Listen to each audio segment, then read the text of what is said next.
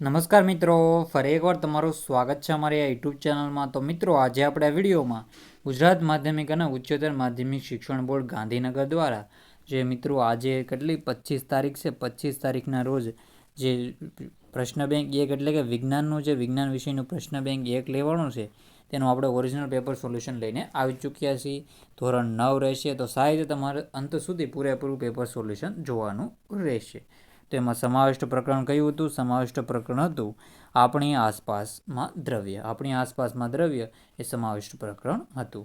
તો આવી બધી માહિતી તમારે વાંચી લેવાની રહેશે. તમારે જે શિક્ષકે તમારા ટીચરે જે તમને સવાલ પૂછ્યા હોય તેનું સોલ્યુશન કરી લેવું. તો સેક્શન એ 7 ગુણનું રહેશે. નીચે આપેલા પ્રશ્નોમાંથી સૂચના મુજબ કોઈપણ 3 પ્રશ્નોના ઉત્તર આપો, દરેકનો 1 ગુણ.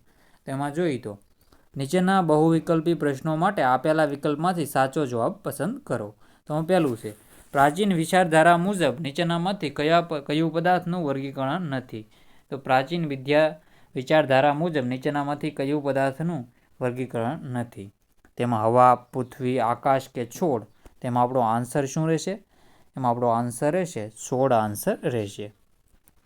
પ્રાચીન સમયમાં 5 તત્વો કયા કયા હતા? 5 તત્વો હવા હતી, એક પૃથ્વી હતું, આકાશ હતું, જળ અને અગ્નિ. કયું? જળ અને અગ્નિ. 5 તત્વો પ્રાચીન સમયમાં હતા.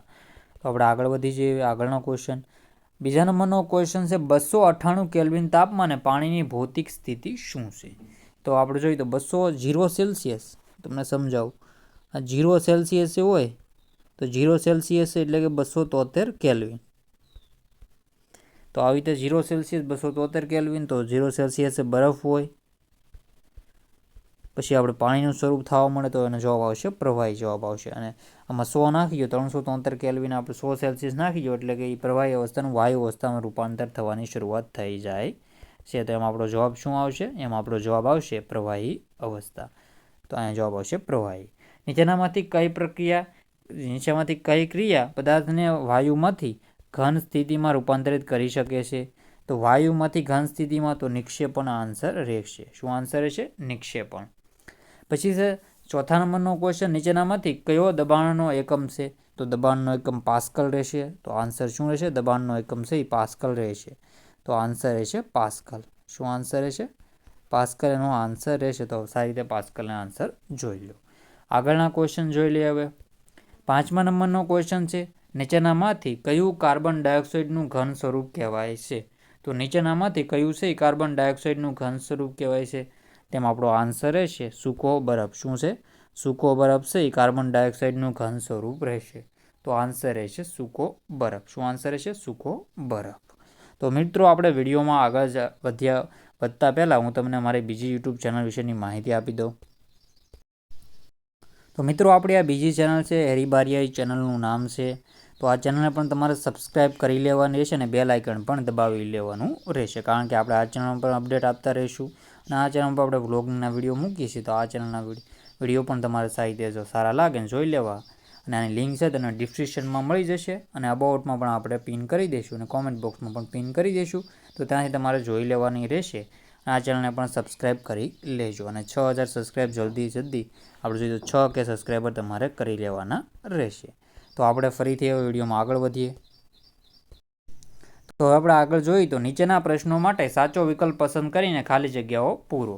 તેમાં 6 નંબરનું છે, એક વાતાવરણ દબાણે પાણીનું ઉત્કલન બિંદુ ખાલી જગ્યા છે.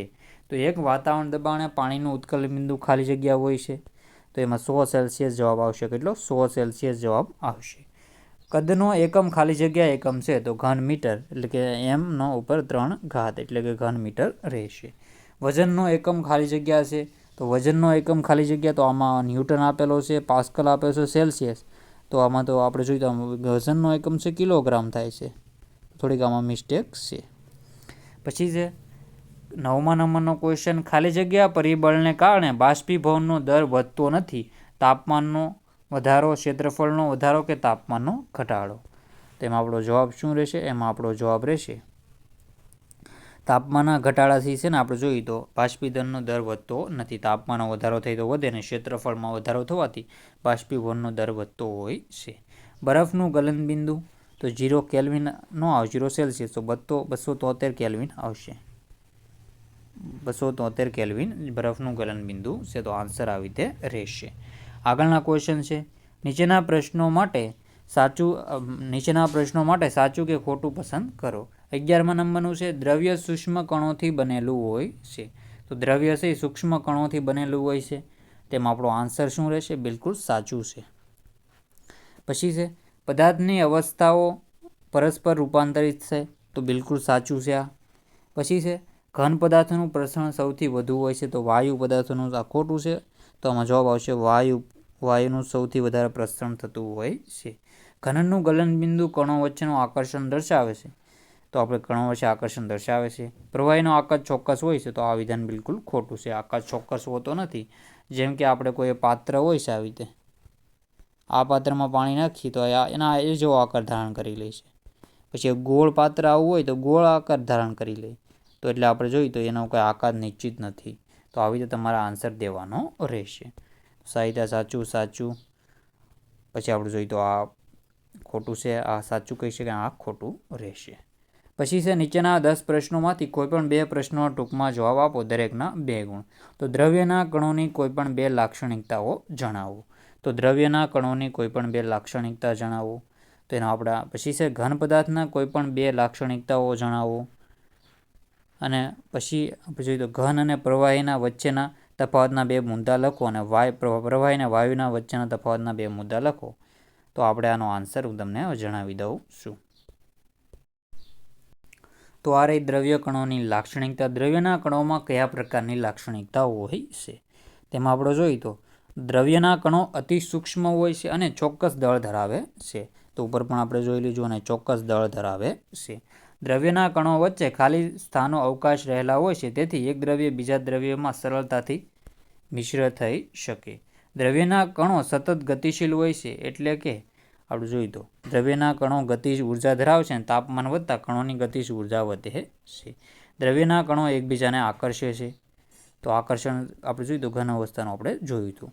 તો આવી તેના આપણે જોઈએ તો શું કહેવાય, એના લક્ષણો છે, એ લાક્ષણિકતાઓ તે આ સાહિત્ય તમારે જોઈ લેવાનું છે. સ્ક્રીનશોટ લેવો પડે હોય તો લઈ શકો છો. આગળના ક્વેશ્ચન જોઈ લઈએ. હવે ઘન અવસ્થા અને પ્રવાહી અવસ્થાનો તફાવત હતો એ આપણે જોઈ લઈએ. તો ઘન અવસ્થા, ઘનના ઘટક કણો વચ્ચેનું અંતર નહિવત હોય છે.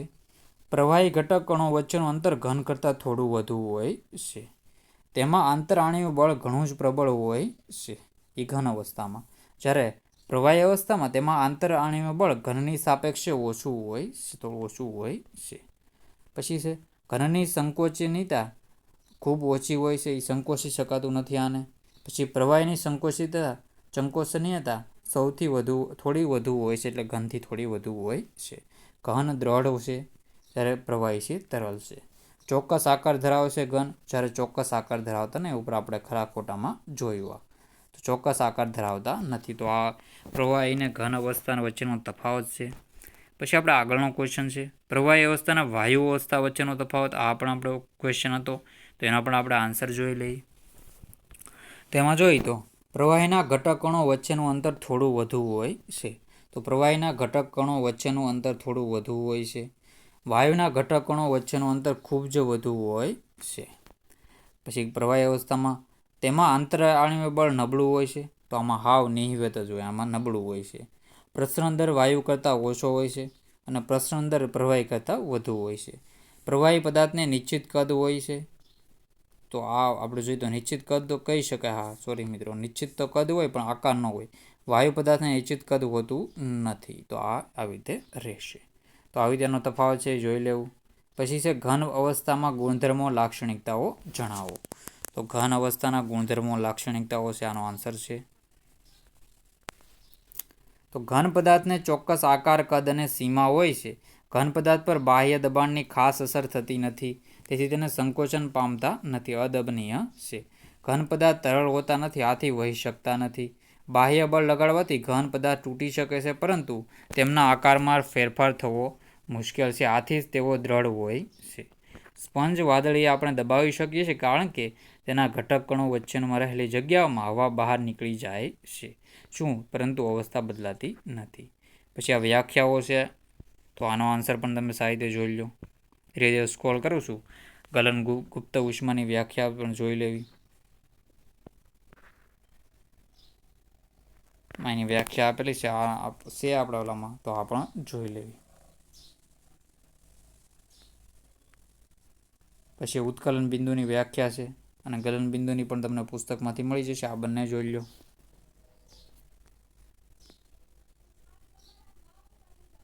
પાણી આપણે જોઈએ તો 100 સેલ્સિયસ આપણે જોઈએ તો એનું ઉત્કલન બિંદુ થઈ જાય 100 સેલ્સિયસ પ્લસ 273 સેલ્સિયસ 373 કેલ્વિન. તો આવી રીતે આપણે જોઈ લઈએ ગુપ્ત ઉષ્મા. ફરીથી આપણે ક્વેશ્ચન તરફ આગળ વધીએ. તો મિત્રો બાકીના ક્વેશ્ચન છે આપણે પાર્ટ 2માં કરાવી દઈશું. આ બધા ક્વેશ્ચન આપણે જોઈએ છે એમાંથી.